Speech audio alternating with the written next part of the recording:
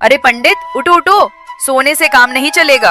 राज्य में कुछ ऐसा मिला है जिसको लोग देखने के लिए उत्साहित हैं, पर आपको सोना है तो सोना है, बस एक ही काम रहता है, सोना। अरे पंडित उठो और चलो राजमहल। अरे भगवान, ये क्या? अरे भाग्यवान, सोने दो ना, क्यों परेशान करती हो? रोज रोज तुम परेशान करती रहती हो।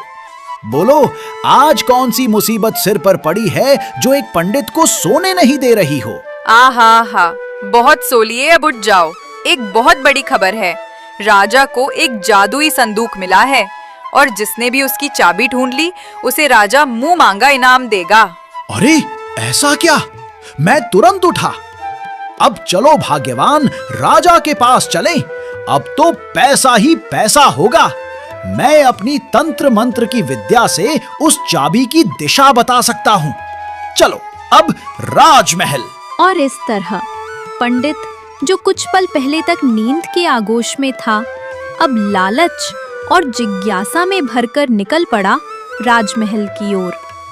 उसे क्या पता था, उस जादुई संदूक में सिर्फ सोना या चांदी नहीं, बल्कि एक ऐसा रहस्य छिपा था जो जनकपुरम की किस्मत बदलने वाला था। अरे भैया पंडित, कहाँ जा रहे हो सुबह सुबह भाभी को लेकर? रुको तो यार, हम भी साथ चले। बहुत दिन बाद आज मिले हो, कभी घर से बाहर ही नहीं निकलते। रुको, मैं भी आ रहा हूँ। इतना बोलकर जगदीश पंडित के पास आता है।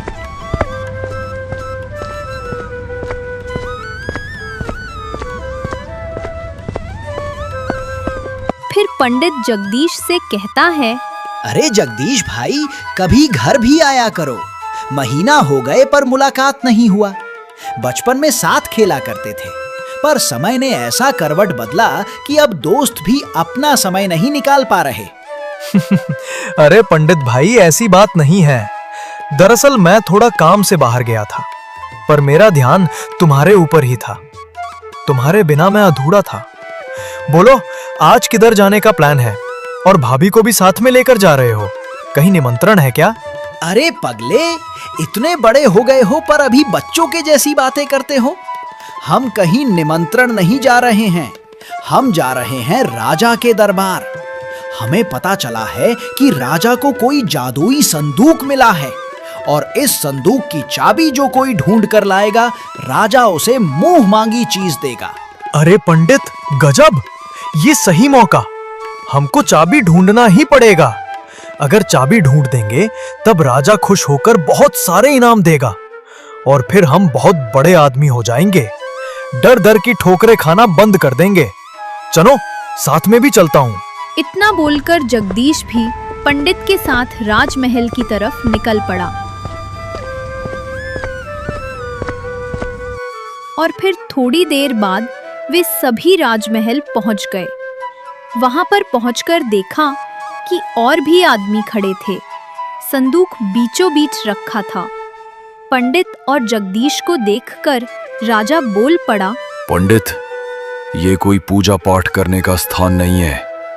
मतलब, मेरे कहने का मतलब, यहाँ पर मेहनती और साहसी आदमियों की जरूरत है, क्योंकि इसकी चाबी कांतारा जंगल में मिलेगी और वहां पर जाना किसी मौत से कम नहीं।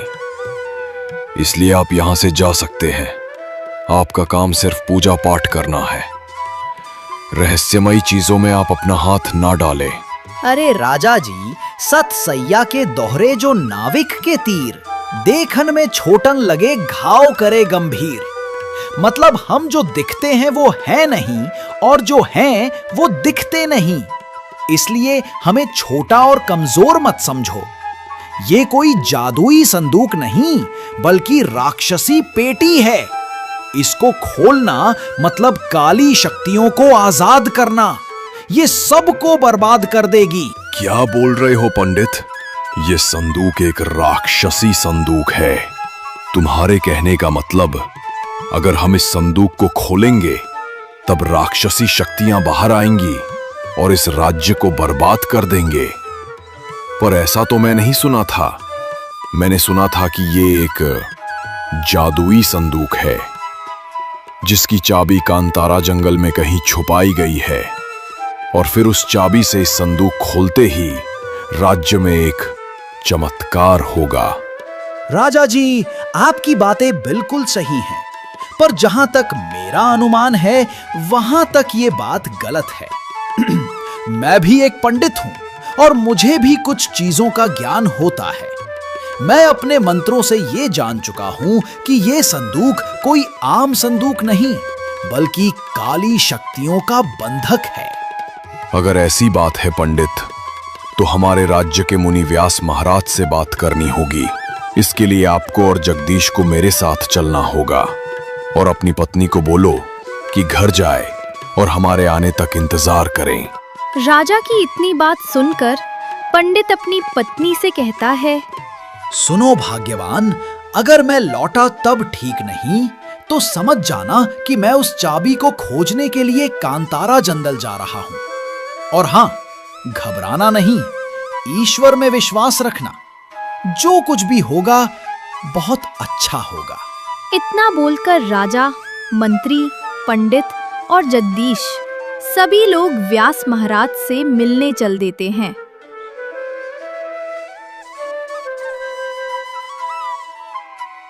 वे सब जा ही रहे होते हैं कि तभी रास्ते में एक भेड़िया उनका रास्ता काट देता है। भेड़िए के इस तरह रास्ता काटते देख राजा, मंत्री और सभी लोग रुक जाते हैं। फिर राजा पंडित से कहता है, पंडित, अब हमें रुकना होगा क्योंकि भेड़िए ने अपना रास्ता काट दिया है। क्योंकि पुराने लोग मानते थे कि अगर सफर को किसी जानवर ने काटा है तो रुक जाना चाहिए। अब तुम बताओ, क्या आगे चलना सही है या गलत? क्योंकि मुझे नहीं लगता कि आगे जाना सही होगा। राजा जी, क्या मैं बोलूं? जो होना है होकर रहेगा, बस हम उसके हिसाब से चलेंगे। वे तो बेचारे जानवर हैं, उन्हें कहाँ पता है कि लोग उनके रास्ते पार करने को अपशगुन मानेंगे। अगर वे भी मेरे जैसा सोचते तो शायद आज ऐसा नहीं करते। अब ऐसा करिए राजा जी, आगे चलिए, नहीं तो समय बर्बाद हो जाएगा। पंडित के इतना कहने पर सभी लोग आगे बढ़े और एक जंगल में जा पहुंचे। और फिर उस जंगल के बीच में पहुंचते ही उन्हें व्यास महाराज मिल जाते हैं। व्यास महाराज को देखकर राजा बोले, बाबा जी प्रणाम। बाबा, आज आपसे एक संदेह का हल जानने आए हैं और उस संदेह का हल आप ही बता सकते हो। अगर आपकी आज्ञा हो तो बात को आपके समक्ष रखूं। क्यों नहीं राजा जी, रखिए अपना संदेह। आपकी सेवा करना हमारा कर्तव्य है। आप बिना संकोच के हमसे कोई भी सवाल कर सकते हैं। आपका तो कर्तव्य बनता है जनता की सेवा करना, इसलिए आप हमसे उस संदेह को साझा करो। बाबा, आपको तो ये बात पता है कि मेरे पूर्वज हमेशा अच्छाई का साथ दिया और बुराई का अंत किया। 2 दिन पहले मैं पुराने राजकोष से कुछ स्वर्ण मुद्राएं लेने गया था कि तभी मुझे एक संदूक मिला और उसके साथ एक पर्चा भी मिला जिसमें लिखा था कि सोए हुए का भाग्य खुलेगा। पर पंडित का मानना है कि ये एक बुरी शक्तियों का संदूक है जिसके खुलते ही राज्य काली शक्तियों का गुलाम हो जाएगा। क्या ये बात सत्य है बाबा जी? राजा जी, आपके बातें ठीक है, पर यह सच में बहुत खतरनाक संदूक है। उसे राज्य कोष में ही रखना उचित था, लेकिन आपने उसे बाहर निकाल दिया है। इसलिए दूसरी बुरी शक्तियां अब उसे आजाद करने का पूरा कोशिश करेंगी। हाँ, ये बात बिल्कुल सत्य है कि संदूक के खुलते ही राज्य बर्बाद हो जाएगा। तो बाबा जी, इसका कोई तो उपाय होगा। अगर हम संदूक को नष्ट कर दे तब सब कुछ ठीक हो जाएगा। नहीं नहीं, ऐसा करना सही नहीं है। उसको नष्ट करना इतना आसान नहीं है। उसे नष्ट करने के बजाय अगर हम उसकी चाबी को नष्ट कर दें तब वो हमारे लिए खतरा नहीं होगा। पर कांतारा जंगल जाना इतना आसान भी नहीं है। उसके लिए बहुत दिमाग, ताकत और सिद्धि की जरूरत है। अरे बाबा जी, इतने लोगों में आपको कोई पहलवान जैसा दिखा नहीं। आप थोड़ा ध्यान से देखें तो साहसी और थोड़ा विद्वान आदमी आपके सामने खड़ा है। माथे पर तिलक लगाए, कंधे पर गमछा धरे, दिखने में भोला भाला। आप समझ रहे हैं ना बाबा जी किसकी बात कर रहे हैं? जब मैं यहां पर हूं तब आप परेशान ना हो, बस मुझे मार्ग बताएं, उस चाबी को मैं नष्ट कर दूंगा। बेटा, तुम्हारे साहस की दाग देनी पड़ेगी। तुम वाकई बहुत साहसी हो। तुम्हारे अंदर ज्ञान के साथ साथ साहस भी है। बस कभी कभी खुद को कमजोर समझने लगते हो। अगर कांतारा जंगल जाना ही चाहते हो तब मैं आपको रास्ता बता रहा हूं। इधर से जाओगे जंगल रास्ते बहुत मुसीबतें आएंगी, और जिस जंगल में तुम्हारे विश्वास के साथ खेला गया हो, छल किया गया हो, समझ जाना कि वही जंगल है कांतारा जंगल। और इस कांतारा जंगल में एक काली गुफा के अंदर रखा है इस संदूक की चाबी, जिसके रक्षक बहुत ही खतरनाक है। वहां पर जाकर तुम्हें एक मंत्र पढ़ना होगा जो ये साबित करता है कि हम दुनिया की भलाई के लिए यहां पर आए हैं। बाबा, आप निश्चिंत रहें और हमें वो मंत्र बताएं जिसको मैं याद कर लूं और समय आने पर उसे पढ़ लूं। राजा जी, इस सफर में मैं और मेरा दोस्त जगदीश साथ जाएगा, क्योंकि अभी तक हम दोनों ने जो भी मिलकर काम किया है वो सफलतापूर्वक हो गया है। इसलिए मेरी पत्नी का ख्याल रखना, कोई भी चीज की कमी मत होने देना, और जगदीश के भी परिवार का देखभाल करना। हम सब लौटेंगे, बहुत जल्द लौटेंगे। अब बाबा जी, आप हमें वो मंत्र बताएं ताकि हम अपना समय और बर्बाद ना कर सकें। पंडित के इतना कहते ही बाबा उन्हें वो मंत्र दे देता है, और फिर वे सब अपने सफर की ओर आगे बढ़ चले। चलते चलते एक घने जंगल में पहुंचे, जो दिखने में बहुत खतरनाक था। वहां पर लोगों के कंकाल पड़े थे, उनकी खोपड़ियां पड़ी थी। दिखने में ऐसा लग रहा था जैसे कोई शमशान घाट पर जंगल उगाया हो। इतना देखकर वे दोनों रुक जाते हैं। पंडित, हमें ऐसा क्यों लग रहा है कि इस रास्ते पर जाना सही नहीं है? क्यों ना हम जंगल को थोड़ा घूम के चलें? क्योंकि इस तरह कंकाल देखकर मुझे थोड़ा डर लग रहा है। अभी तो सिर्फ शुरुआत है। हम नहीं चाहते कि शुरुआत में ही रिस्क लिया जाए, इसलिए थोड़ा घूम के चला जाए। अरे पगले, डरता काहे को है? जब तक तुम्हारे साथ पंडित है तब तक डरना नहीं है। जो दिखता है वो होता नहीं, और जो होता है वो दिखता नहीं। तू खुद सोच, अगर यहाँ कोई माया जाल है तो कोई माया जाल ऐसा नहीं बनाएगा कि उसका शिकार रास्ते से ही लौट जाए। समझ में आया मेरे कहने का मतलब? मतलब अगर कोई भी शिकारी जाल डालेगा तब वहां पर ऐसी चीज बिल्कुल भी नहीं छोड़ेगा कि जिससे लोगों को संदेह हो। इसलिए तुम आगे चलो, रास्ता साफ है। इतना बोलकर दोनों आगे बढ़े। चलते चलते उन्हें एक तालाब दिखा। तालाब देखते ही वे दोनों रुक गए और फिर तालाब के किनारे गए, वहां पर पानी पिए और लौटने लगे।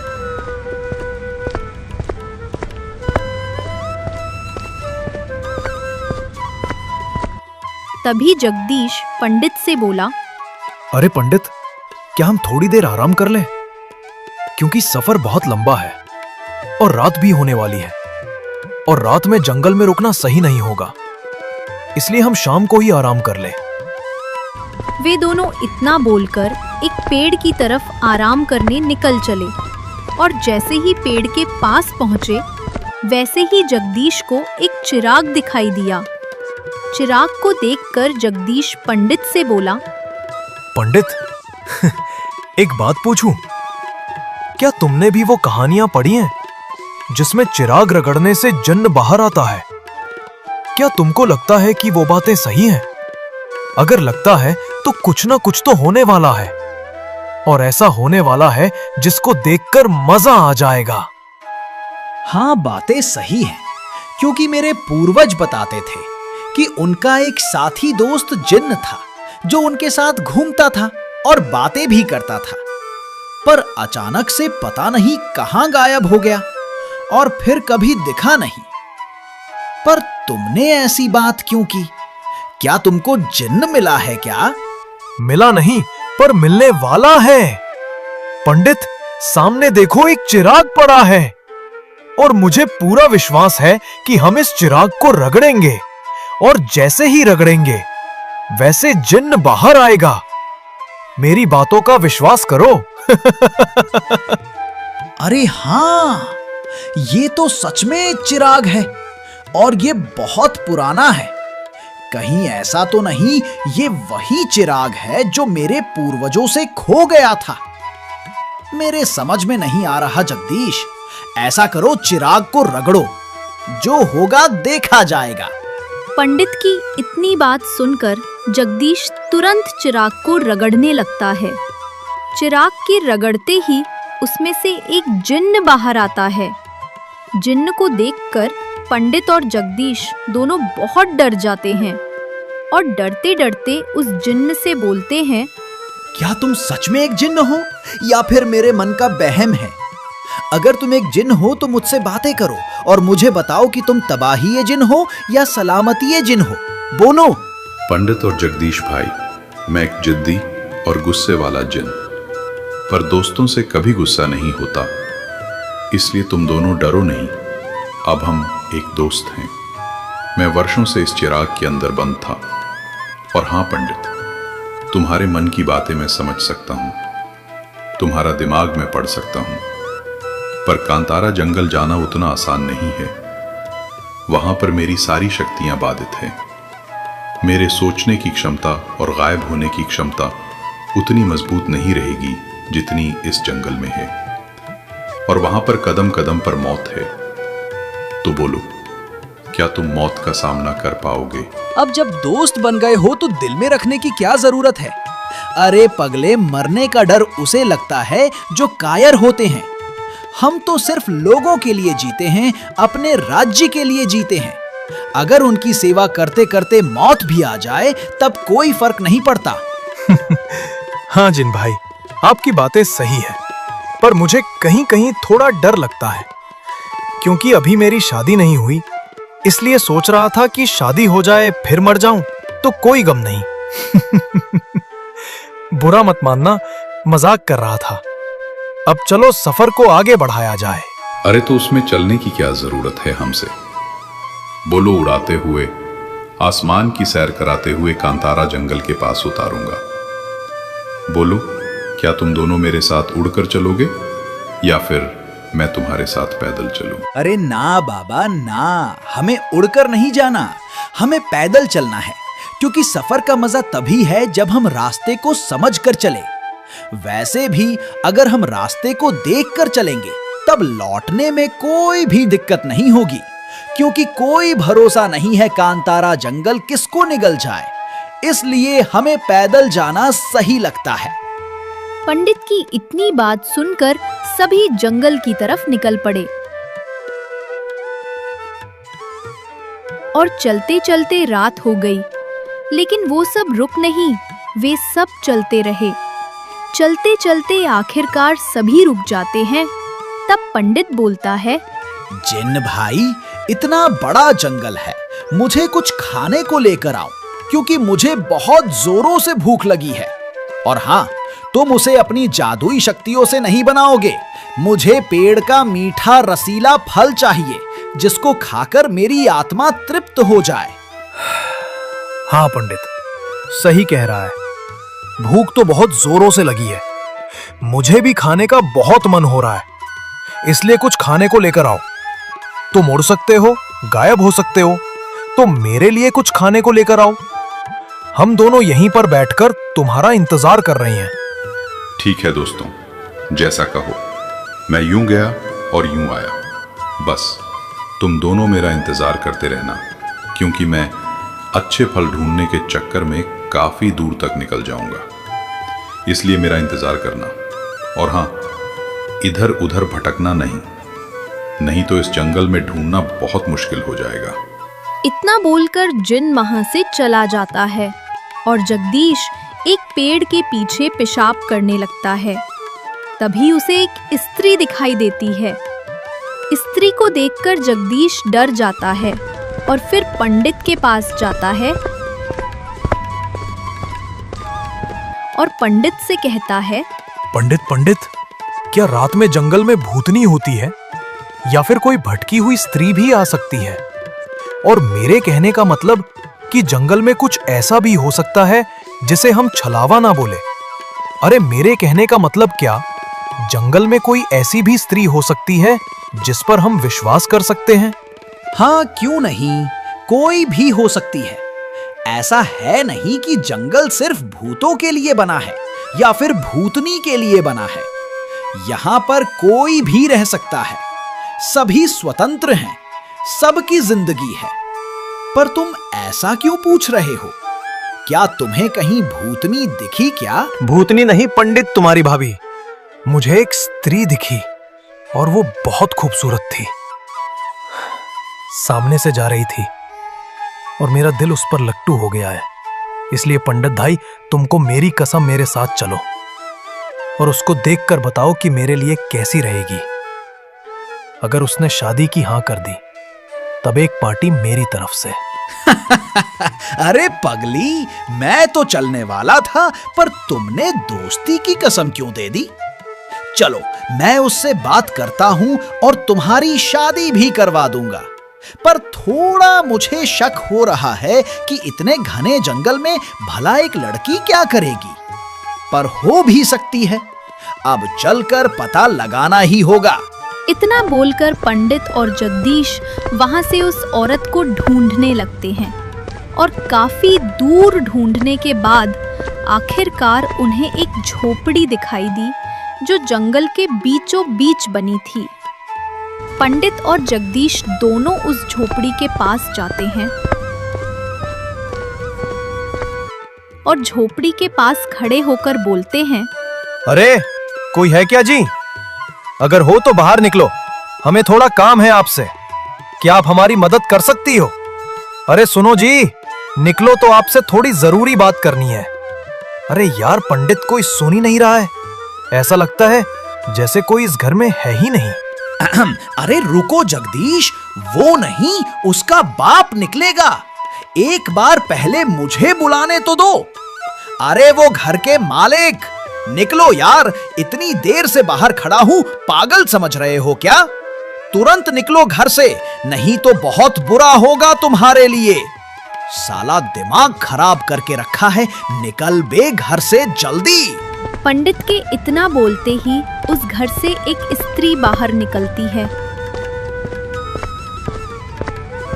जिसको देखते ही जगदीश मोहित हो जाता है।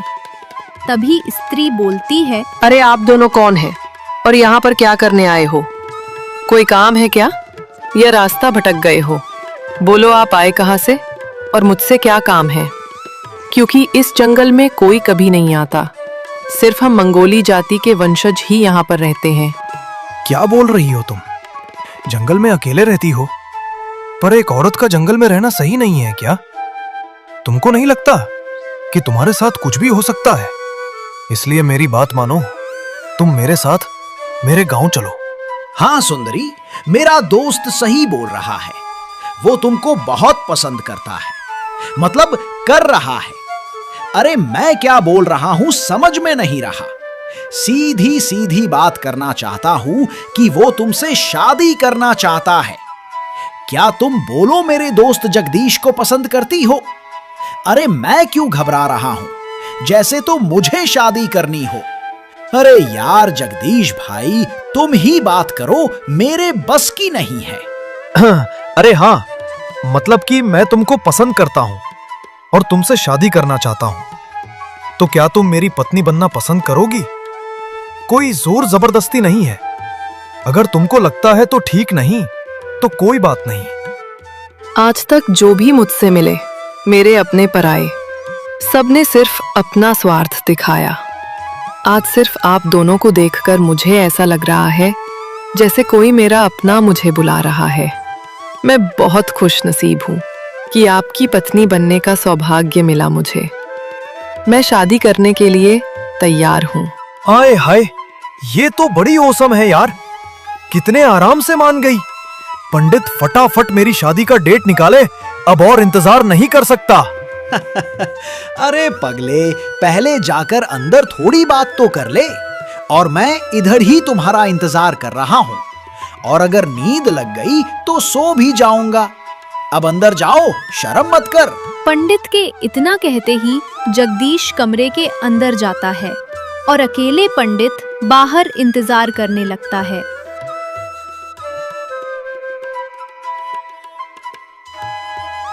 इंतजार करते करते काफी देर हो जाती है और पंडित सो जाता है, और उधर अंदर जगदीश उस औरत से बातें कर रहा होता है। वैसे एक बात पूछूं, बुरा मत मानना, क्या तुम्हारे माता पिता इस दुनिया में नहीं है? तुम्हारे आगे पीछे कोई नहीं है? और तुम्हें ऐसा नहीं लगता कि यहाँ पर कुछ डायने, चुड़ैल और भूत प्रेत रहते हैं? वो रूप बदल कर आ सकते हैं। और तुमको मुझे देखकर ऐसा क्यों नहीं लग रहा कि मैं कोई राक्षस या भूत हूं? मतलब क्या मैं बोलूं, कुछ समझ में नहीं आ रहा। सीधा बात करता हूं, क्या तुमने कभी इससे पहले भूत देखा है? हाँ, मैंने कभी देखा तो नहीं है, पर मुझे पता है, मतलब मैंने सुना है कि जो डायने होती हैं वो अपना असली रूप बदलकर एक सुंदर औरत बनकर रास्ते में आने वाले सभी इंसानों को भ्रमित कर उनका खून चूसती है। पर तुमको मुझे देखकर कहीं ऐसा तो नहीं लग रहा है कि मैं एक डायन हूँ? अरे नाना जी, ऐसा क्यों लगेगा? तुम इतनी खूबसूरत हो कि भला कोई ऐसा सोच ही नहीं सकता। बुरा मत मानो तो क्या हम थोड़ी देर बाहर चलें? क्योंकि मेरा दोस्त अकेले बाहर है, उसके साथ कुछ भी हो सकता है। तो क्या तुम मेरे साथ मेरे दोस्त के पास चलोगी? हाँ, क्यों नहीं, बिल्कुल मैं चलूंगी। इसमें कोई डरने की बात नहीं है। इतनी बात कर दोनों बाहर आते हैं और पंडित को उठाते हैं, और फिर जगदीश पंडित से कहता है, पंडित, मुझे जिस बात का शक था वही हुआ। ये कोई छलावा नहीं ना, ये एक डायन है, बल्कि एक भटकी हुई लड़की है जो इस जंगल में रहती है। बस इतना ही सच है।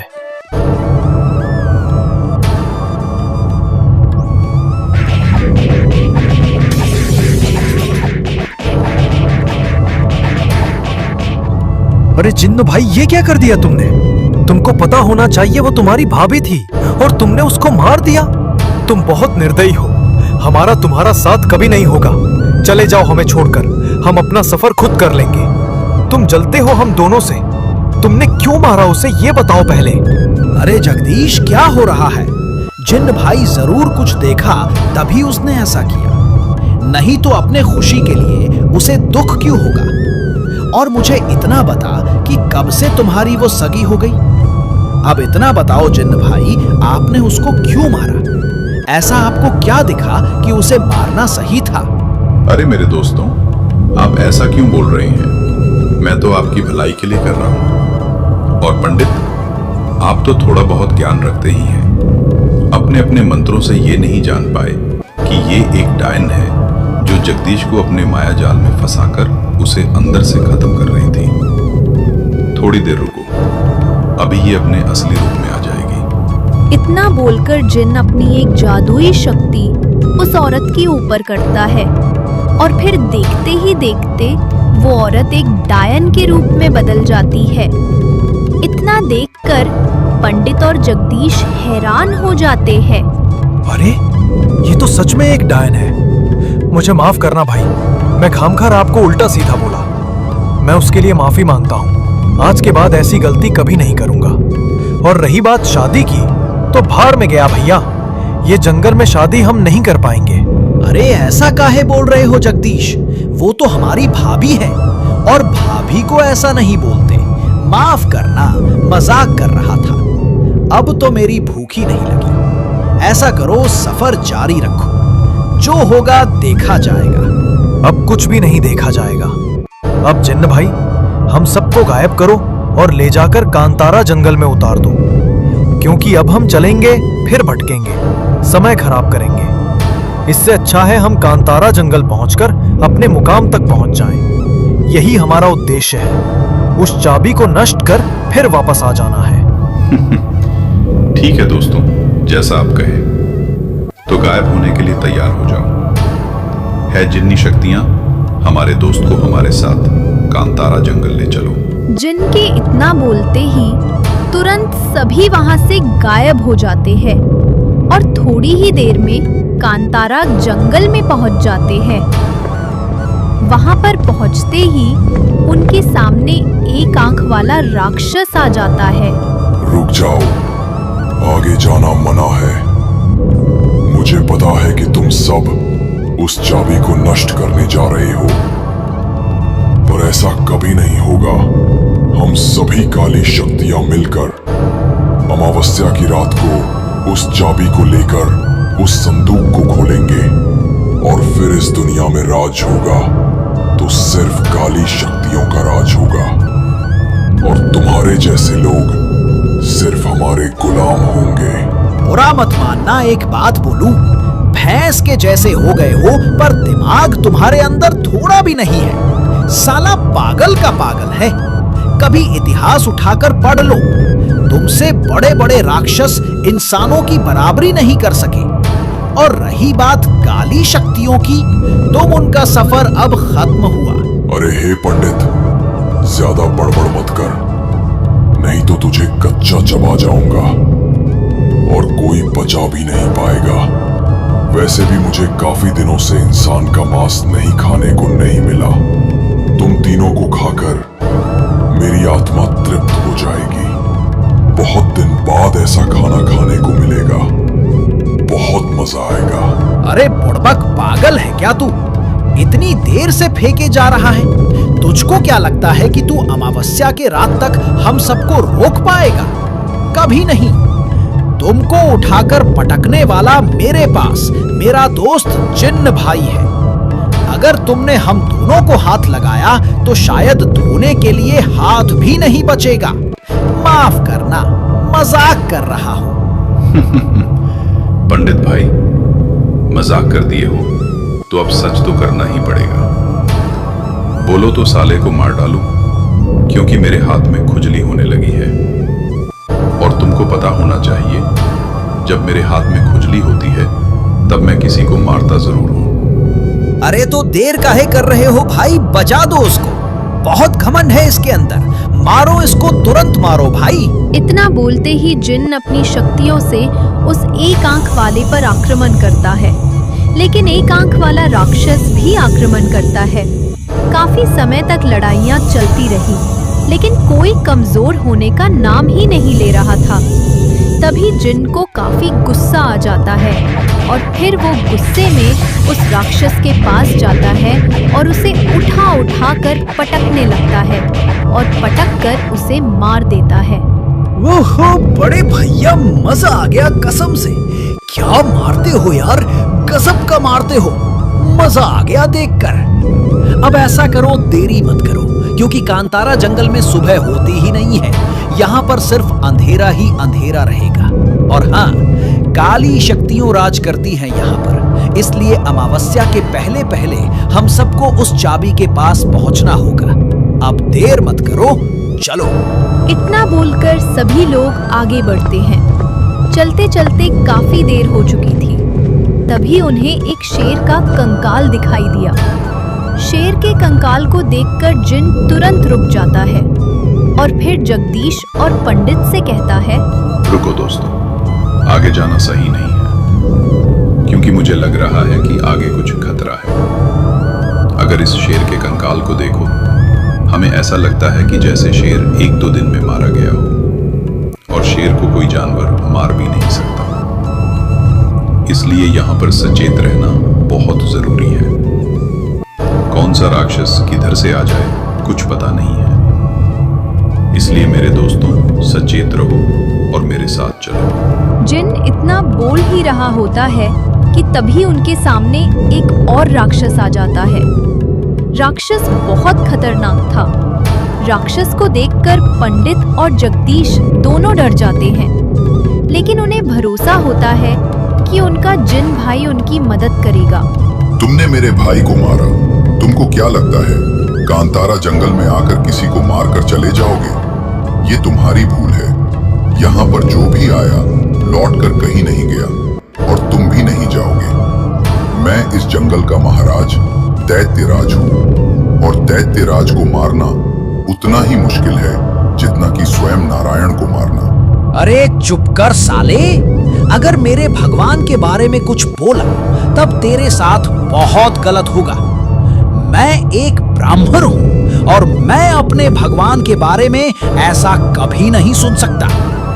मैं दिखने में एक छोटा पंडित लगता हूँ, पर मैं तुझे अकेला थाम सकता हूँ, इतना मैं जानता हूँ। इसलिए अगर दोबारा मेरे इष्ट भगवान का नाम लिया तो तुझे मार डालूंगा। अरे पंडित भाई, गुस्सा मत करो। अगर इसे खुद पर घमंड है तब इसका घमंड तोड़ना ही पड़ेगा। पर मुझे ऐसा क्यों लग रहा है कि अगर मैं इससे अकेले लड़ा तब हार जाऊंगा, क्योंकि मैं सामने वाले को देखकर उसकी शक्तियों का अंदाजा लगा सकता हूं। और ये जंगल मायावी जंगल है। यहां पर जिन की शक्तियां सीमित होती हैं। इसलिए अगर तुम मेरा साथ दो, अपने कुछ मंत्रों से इसे रोक सकते हैं तो रोको, और बाकी इसकी सेवा पानी मैं कर दूंगा। इसका मतलब तुम दोनों लड़ सकते हो और मैं खाली देखता रहूं? ऐसा नहीं हो सकता।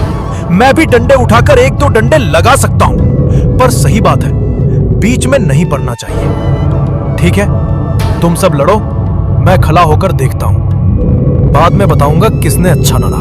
क्या हुआ रे बिना पैर के इंसान, तेरे जैसों को तो मैं बहुत मारा है। मानना पड़ेगा तुम सबके अंदर ताकत बहुत होती है, पर मेरा मुकाबला कर पाना शायद कठिन हो, क्योंकि तुम्हारी शक्तियां मेरा मुकाबला नहीं कर सकती हूं। मानता हूं कि पंडित और तुम मिलकर मुझ पर आक्रमण करोगे, तब मैं थोड़ा सोच में पड़ जाऊंगा। फिर भी मुझे अपनी शक्तियों पर पूरा घमंड है। तुम मेरा बाल बांका भी नहीं कर सकते। ठीक है, तो कहने से अच्छा करके ही देख ले। चलो, रोक कर दिखाओ मेरी शक्तियों का प्रहार। अब जो होगा देखा जाएगा। इतना बोलकर जिन और पंडित एक साथ उस राक्षस पर हमला करते हैं और राक्षस भी उन दोनों पर हमला करता है। लड़ाई काफी देर तक चलती रहती है। राक्षस कमजोर पड़ने लगता है। तभी जिन उसी समय का फायदा उठाकर उसके पास जाता है, उसे पटक पटक कर मारने लगता और थोड़ी ही देर में उसे मार देता है।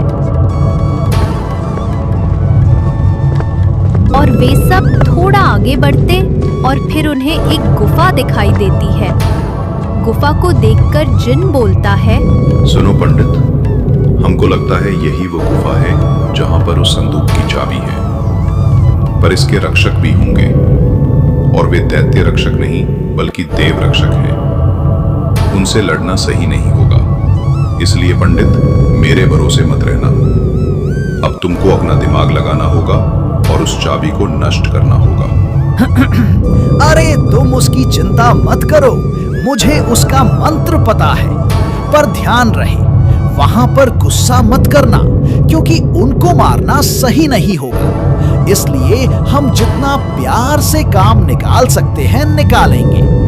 अगर मान गए तब ठीक है, नहीं तो फिर वही करेंगे जो करते आए हैं। ठीक है, अब चलो गुफा के अंदर।